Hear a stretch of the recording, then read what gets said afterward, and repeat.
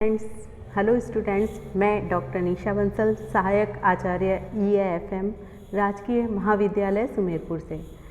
आज के वीडियो में हम बात करते हैं बीकॉम तृतीय वर्ष के लिए प्रश्न पत्र द्वितीय वित्तीय प्रबंध। आज के वीडियो में हम देखेंगे पूंजी संरचना। पूंजी संरचना क्या है, इसके अर्थ के बारे में, पूंजी संरचना की परिभाषा के बारे में, पूंजी संरचना को प्रभावित करने वाले आंतरिक तत्व और पूंजी संरचना को प्रभावित करने वाले बाह्य तत्वों के बारे में इस वीडियो में आज हम बात करते हैं। तो स्टार्ट करते हैं पूंजी संरचना के अर्थ से। पूंजी संरचना क्या होती है? देखिए, पूंजी संरचना का क्या तात्पर्य है। एक व्यवसाय के लिए सबसे ज़्यादा जो इम्पोर्टेंट चीज़ है वो है पूंजी संरचना। पूंजी कितनी चाहिए ये हमने देखा था कि एक व्यवसाय सबसे पहले ये डिसाइड करता है कि पूंजी कितनी चाहिए, लेकिन अब ये डिसाइड होने के बाद कि पूंजी कितनी चाहिए, इसे हम कहते हैं पूंजीकरण। अब इसके बाद का जो प्रोसेस आता है वो आता है कि वो पूंजी किन किन साधनों से प्राप्त की जाए, यानी कि किस अनुपात में कौन से साधन लगाए जाएं। मैंने आपको साधनों के बारे में बताया था कि एक संस्था या एक कंपनी समता अंशों से पूंजी प्राप्त कर सकती है, पूर्वाधिकार अंशों से पूंजी प्राप्त कर सकती है, ऋण पत्रों से पूंजी प्राप्त कर सकती है, बैंक लोन ले सकती है। तो कौन सा साधन किस साधन से ले, सिर्फ एक ही साधन से ले या इन विभिन्न साधनों से ले? तो विभिन्न साधनों से यदि ले तो उनका एक उचित अनुपात कितना हो, ये डिसाइड करना। तो इस प्रकार से पूंजी संरचना क्या हुई? पूंजी संरचना से आशय पूंजी की राशि को किन किन प्रतिभूतियों द्वारा किस किस अनुपात में प्राप्त करने का निर्धारण करना होता है। इसके अंतर्गत विभिन्न प्रतिभूतियों में पारस्परिक अनुपात को निर्धारित किया जाता है, अर्थात यह निर्णय लिया जाता है कि कुल आवश्यक पूंजी का कितना भाग अंशों से तथा कितना भाग ऋण पत्रों से एकत्रित किया जाए। इसका मतलब क्या हुआ कि पूंजी संरचना के अंतर्गत एक संस्था क्या देखती है कि जितनी भी पूंजी उसे रिक्वायर्ड है, आवश्यक है, उस पूंजी को किस साधन से प्राप्त किया जाए। कारण क्या है? यदि सिर्फ एक ही साधन से प्राप्त करती है तो उसे कुछ और भी बेनिफिट नहीं प्राप्त होते हैं, अन्य लाभ उसे प्राप्त होने से वंचित रह जाते हैं। जैसे यदि सारी ही पूंजी एक कंपनी समता अंशों से प्राप्त कर दे तो उसका इफेक्ट क्या होगा? यानी कि सारी पूंजी समता अंशों से प्राप्त कर ले तो इसका मतलब क्या होगा कि जब भी उसे लाभ होंगे सारे लाभ उसे समता अंशधारियों में बांट देने पड़ेंगे। तो ये सारा एक उसका इफेक्ट होगा। ऋण पत्रों पर वो समता पर व्यापार का लाभ प्राप्त नहीं कर पाएगी। और यदि सारी ही पूंजी ऋण पत्रों से प्राप्त कर ले वो, तो दूसरा इफेक्ट क्या होगा? जब अर्थव्यवस्था में या व्यवसाय में मंदी की स्थिति आ जाती है, अर्थात उचित आय प्राप्त नहीं हो, उस सिचुएशन में ऋण पत्रों पर ब्याज कैसे चुकाएगी? ऋण पत्रों पर ब्याज की दर निश्चित होती है, ये आप जानते हैं, और वो हर वर्ष चुकाना अनिवार्य है। समता अंशों पर तो कंपनी को लाभ होते हैं, उसकी इच्छा है तो वो दे, और कितना % दे ये भी डिसाइडेड नहीं होता, लेकिन ऋण पत्रों पर तो ब्याज की प्रतिशत पूर्व निर्धारित है। तो इस प्रकार से यदि समस्त राशि ऋण पत्रों से प्राप्त कर ले तो उसे ब्याज का भुगतान करना ही पड़ेगा, और यदि लाभ नहीं हुए हैं पर्याप्त मात्रा में तो वो ब्याज का भुगतान करने में असमर्थ हो जाएगी। तो इस सिचुएशन में उसे बहुत बड़ी कठिनाई का सामना करना पड़ेगा। इसलिए पूंजी संरचना का मीनिंग क्या हुआ कि जो पूंजी रिक्वायर्ड है, एक कंपनी को चाहिए जितनी भी पूंजी की राशि, वो किन प्रतिभूतियों द्वारा प्राप्त किए जाए और उन प्रतिभूतियों का अनुपात कितना हो। जैसे कि मान लीजिए 100 करोड़ रुपए की आवश्यकता है तो वो ऐसे कर सकते हैं कि 50 करोड़ के समतांश ले लिए, 30 करोड़ के ऋण पत्र जारी किए और 20 करोड़ के पूर्वाधिकार अंश निर्गमित कर दिए। तो ये एक जो रेशो है वो किस आधार पर निश्चित करे, ये प्रत्येक संस्था के लिए उसकी व्यवसाय की प्रकृति पर निर्भर करेगा। प्रत्येक संस्था के लिए इसकी अलग अलग सिचुएशन होगी, परिस्थिति के अनुसार उनका अनुपात निर्धारित होगा। तो ओवरऑल कहने का तात्पर्य है, पूंजी संरचना का मतलब है कि पूंजी की राशि को किस किस प्रतिभूतियों द्वारा किस किस अनुपात में प्राप्त किया जाए। परिभाषा पे आते हैं हम। पूंजी संरचना की परिभाषा। देखिए, पूंजी संरचना की परिभाषा में पहला हम देखते हैं वेस्टर्न एवं ब्राइघम के अनुसार। तो वेस्टर्न और ब्राइघम महोदय क्या कहते हैं? पूंजी संरचना किसी फर्म का स्थायी वित्त प्रबंधन होता है जो दीर्घकालीन ऋणों, पूर्वाधिकार अंशों तथा शुद्ध मूल्य से प्रदर्शित होता है। यानी कि पूंजी संरचना क्या है, एक वेस्टर्न महोदय के अनुसार एक स्थायी वित्त प्रबंधन है। और स्थायी वित्त कौन सा होता है, जो दीर्घकाल के लिए प्राप्त किया जाता है। इसमें ऋण पत्र हो सकते हैं, पूर्वाधिकार अंश हो सकते हैं, तो या शुद्ध मूल्य जो भी है इनसे प्राप्त किया जा सकता है। तो इस प्रकार से वेस्टर्न महोदय के अनुसार पूंजी संरचना स्थायी वित्त प्रबंधन होता है। एक और कोटेशन देखते हैं इसमें, IM पांडे के अनुसार पूंजी संरचना का आशय दीर्घकालीन वित्तीय साधनों जैसे ऋण पत्रों, दीर्घकालीन ऋण, पूर्वाधिकार अंश पूंजी, समता अंश पूंजी, संचय कोष तथा अधिकोष के सम्मिश्रण से है। तो देखिए पांडे महोदय भी बिल्कुल ब्राइंघम और वेस्टर्न जैसा ही अपना विचार प्रस्तुत कर रहे हैं। इनके अनुसार भी पूंजी संरचना के अंतर्गत दीर्घकालीन वित्तीय साधनों को सम्मिलित किया गया है। और दीर्घकालीन वित्तीय साधन कौन से होते हैं हम बात कर चुके हैं। इसमें ऋण पत्र हो सकते हैं, दीर्घकालीन ऋण हो सकते हैं, पूर्वाधिकार अंश और समतांश भी इसी में सम्मिलित किए जाते हैं। जितने भी संचय कोष है, रिजर्व फंड है एक कंपनी के लिए, वो उसके लिए दीर्घकालीन वित्तीय प्रबंधन का एक बहुत अच्छा सा साधन है। क्योंकि रिजर्व फंड रिजर्व कार्य के लिए रखे जाते हैं, इसलिए ये दीर्घकाल के लिए प्रयुक्त किए जा सकते हैं। जितने भी अधिकोष हैं अन्य, वो सारे भी इसी में सम्मिलित किए जाते हैं। तो संयुक्त रूप से दोनों महोदय यही कह रहे हैं कि पूंजी संरचना स्थायी वित्त प्रबंधन से संबंधित है, जिसमें कंपनी के लिए स्थायी वित्त की व्यवस्था दीर्घकाल के लिए की जाती है। नेक्स्ट देखते हैं हम इसमें, पूंजी संरचना को प्रभावित करने वाले तत्व।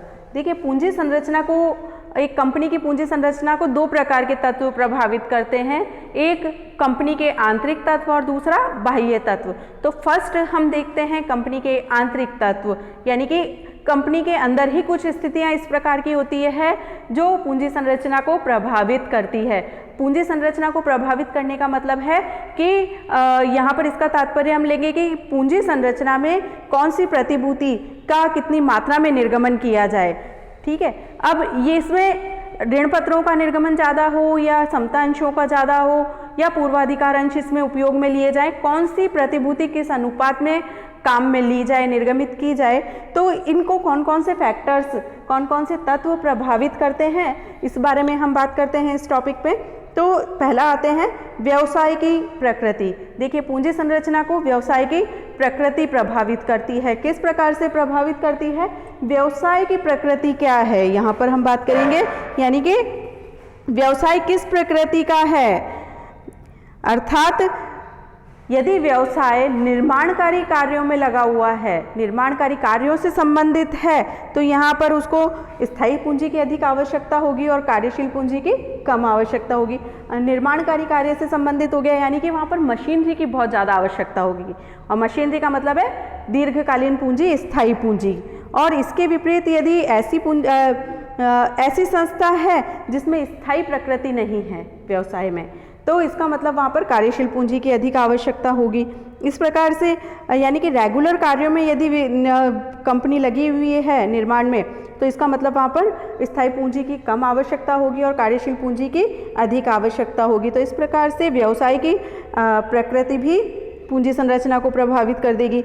चूँकि यदि स्थायी पूंजी की अधिक आवश्यकता है तो वहाँ पर संस्था को ये समता अंशों का निर्गमन करना पड़ेगा ज़्यादा मात्रा में, या एक बड़ा भाग अपना वो ऋण पूंजी से भी ले सकती है। यदि उसकी मार्केट में गुडविल अच्छी है, पहले से स्थापित संस्था है, तो ऋण पूंजी भी निर्गमित की जा सकती है। तो इस प्रकार से व्यवसाय की प्रकृति भी पूंजी संरचना को प्रभावित करती है।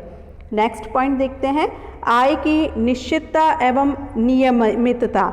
आय की निश्चितता और नियमितता से क्या तात्पर्य हुआ, यदि व्यवसाय की प्रकृति ऐसी है जिसमें आय निश्चित रूप से और निरंतर नियमित रूप से प्राप्त होगी, तो फिर वो ऋण पूंजी का उपयोग कर सकते हैं। ऋण पूंजी का निर्गमन अधिक मात्रा में किया जा सकता है। चूंकि आय निश्चित है तो संस्था को या कंपनी को ब्याज चुकाने में आसानी रहेगी, वो ब्याज का भुगतान आसानी से कर सकती है।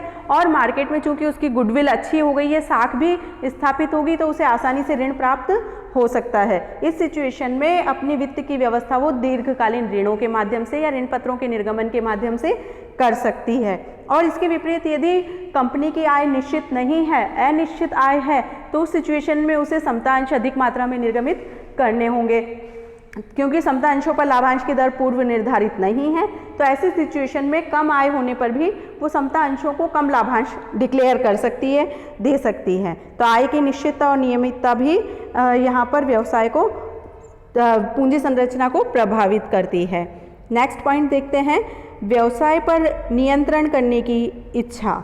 यानी कि यदि संचालक मंडल और प्रवर्तक ये चाहते हैं कि व्यवसाय पर उनका नियंत्रण रहे, वो अपने कंट्रोल में रखना चाह रहे हैं व्यवसाय को, तो वो अधिक मात्रा में समतांश निर्गमित करेंगे और उन समतांशों का अधिक भाग स्वयं ही अपने पास क्रय करके रखेंगे। तो इसका इफेक्ट क्या होगा, सारा पावर उनके पास एकत्रित हो जाएगा, सारा नियंत्रण उनके पास इकट्ठा हो जाएगा। तो इस प्रकार से यदि संचालक मंडल और प्रवर्तक व्यवसाय पर नियंत्रण करना चाह रहे हैं तो वो अधिक मात्रा में समतांश निर्गमित करेंगे और उनका भी समतांशों का एक बड़ा भाग अपने पास केंद्रित रखेंगे और कुछ भाग बाहर वाले लोगों को बांट दिया जाएगा, कुछ बाहर वाले अंशधारियों को बेच दिया जाएगा। तो इससे सारा नियंत्रण उन्हीं के पास केंद्रित हो जाएगा। नेक्स्ट देखते हैं भावी योजनाएं। भावी योजनाओं से क्या तात्पर्य हुआ, अर्थात भविष्य में क्या योजनाएं हैं व्यवसाय की।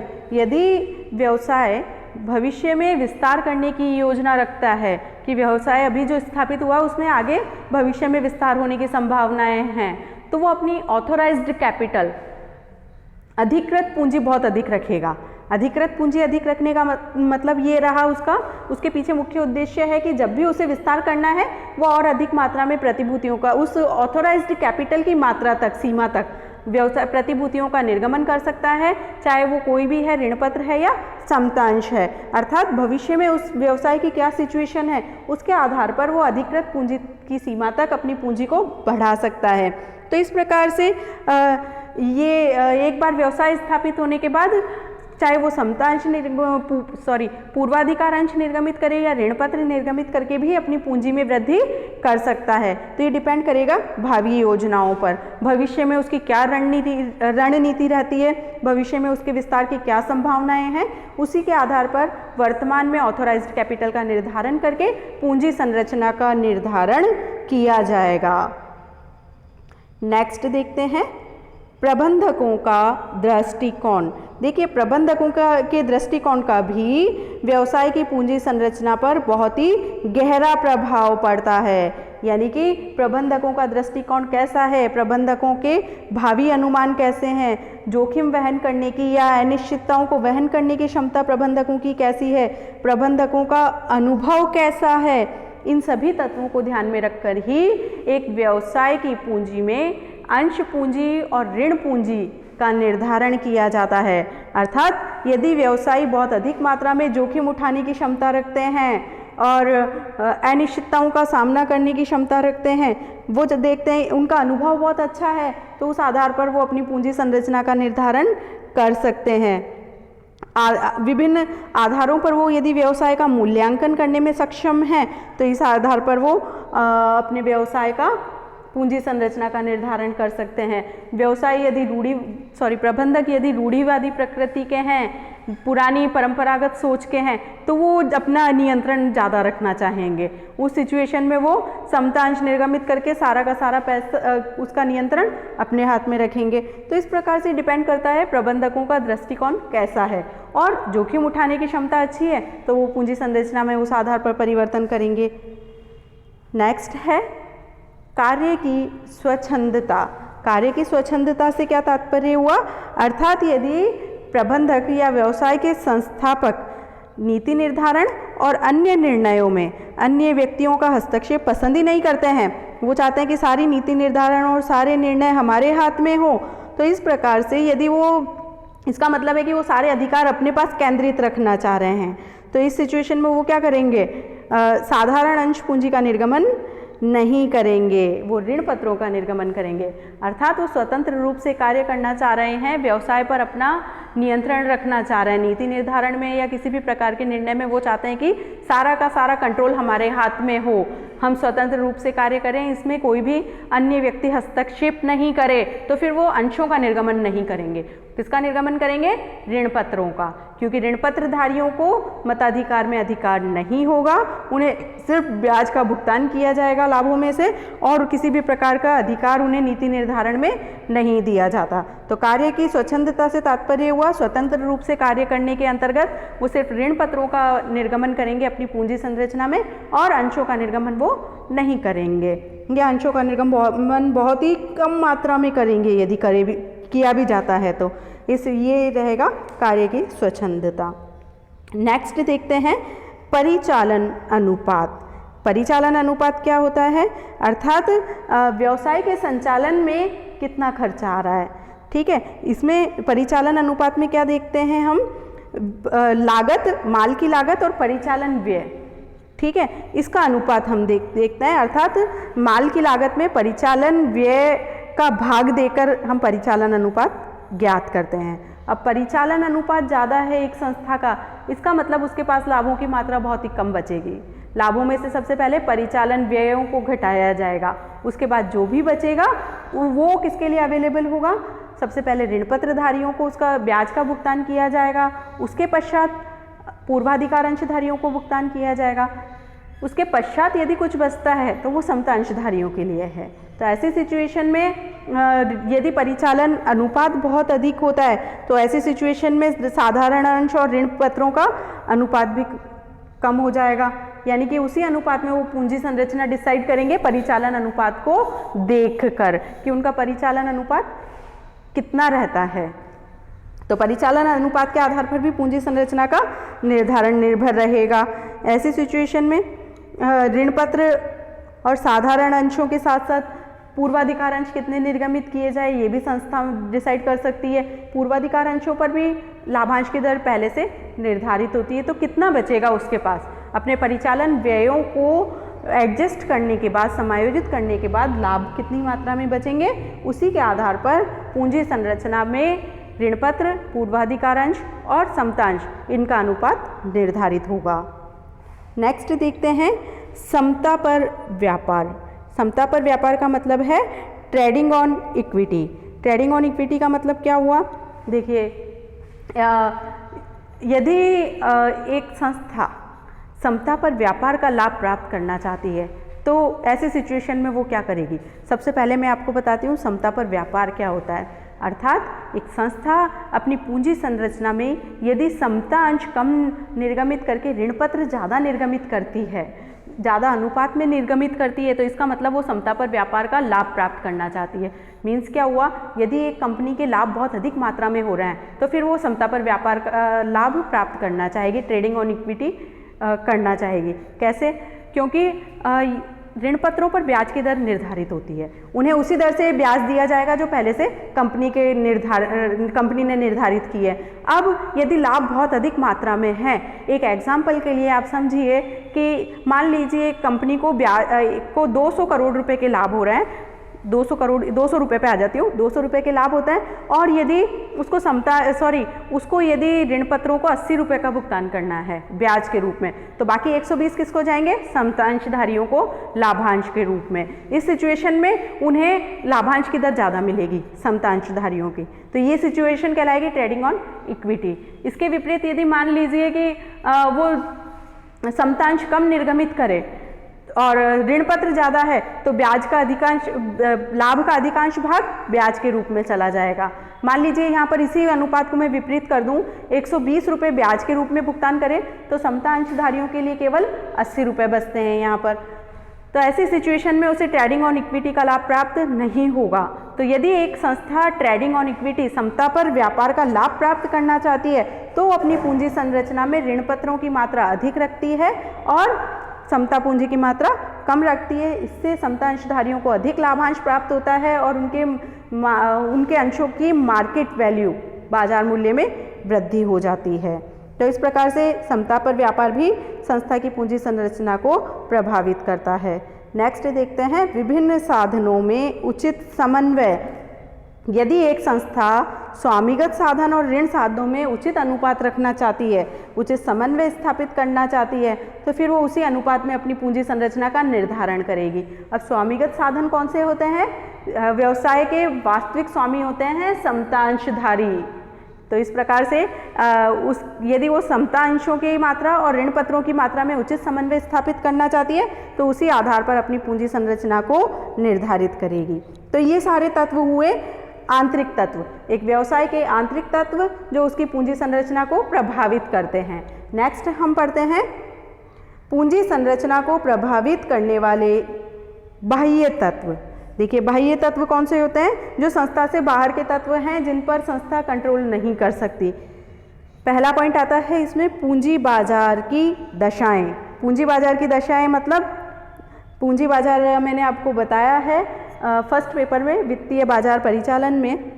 पूंजी बाजार ऐसा बाजार है जहां पर दीर्घकालीन प्रतिभूतियों का क्रय विक्रय किया जाता है, और दीर्घकालीन प्रतिभूतियां अभी हमने इस वीडियो में देखी है, समतांश, ऋणपत्र, पूर्वाधिकार अंश आदि।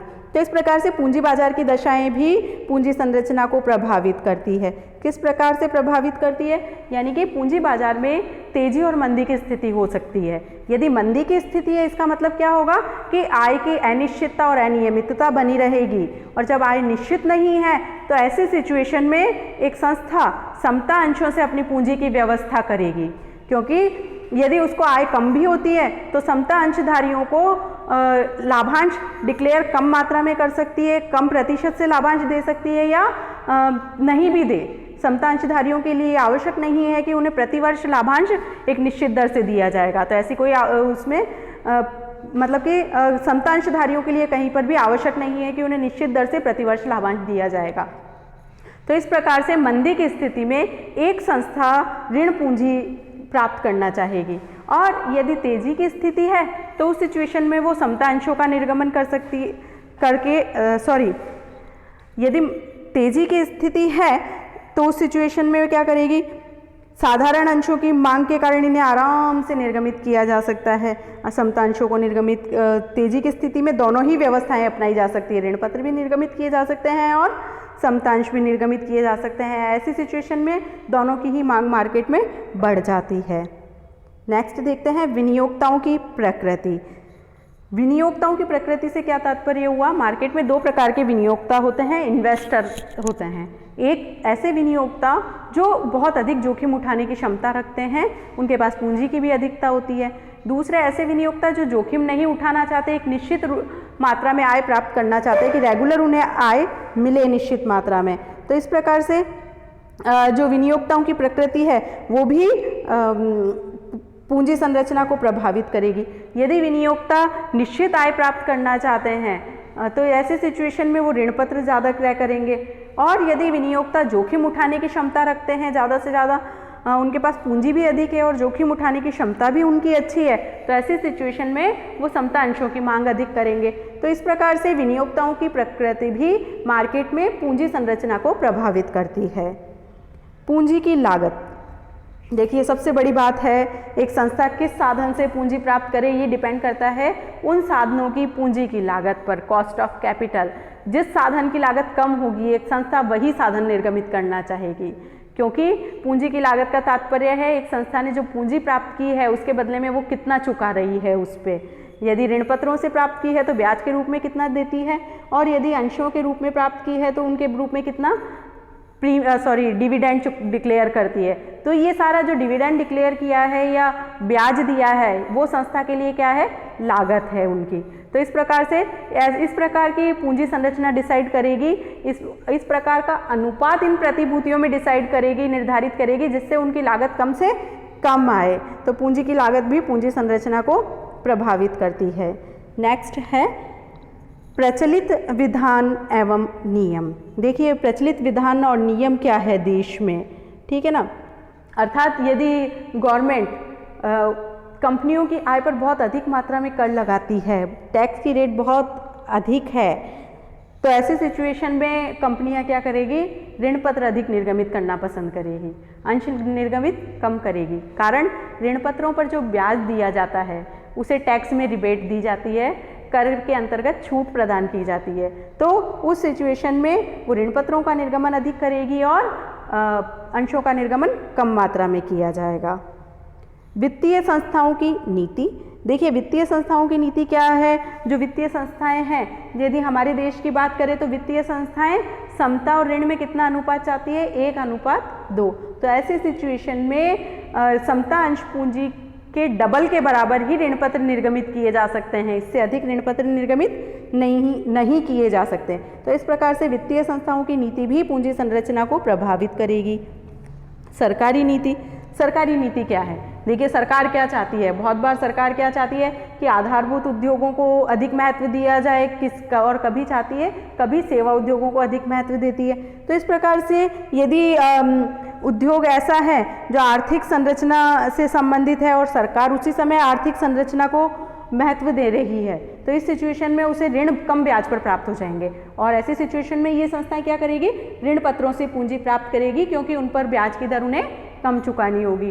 तो ये डिपेंड करेगा सरकार की नीति क्या है, सरकार किस क्षेत्र को ज़्यादा प्राथमिकता प्रदान करती है, क्योंकि जिस क्षेत्र को प्राथमिकता प्रदान करेगी उसमें ब्याज की दरें कम हो जाएगी, और ऐसी सिचुएशन में उस क्षेत्र को ऋण पत्र निर्गमित करने में ज़्यादा लाभ रहेगा। नेक्स्ट है प्रतिस्पर्धा की स्थिति। प्रतिस्पर्धा की स्थिति से क्या तात्पर्य हुआ, यदि प्रतिस्पर्धा बहुत अधिक है मार्केट में, या सार्वजनिक क्षेत्र से संबंधित कोई सेवा है तो वहाँ पर प्रतिस्पर्धा नहीं होगी। ऐसी सिचुएशन में यदि सार्वजनिक महत्व की कोई सेवा है, परिवहन हो गया या कोई अन्य जनोपयोगी संस्थाएं हैं, तो वो ऋण उनको आसानी से प्राप्त हो सकता है।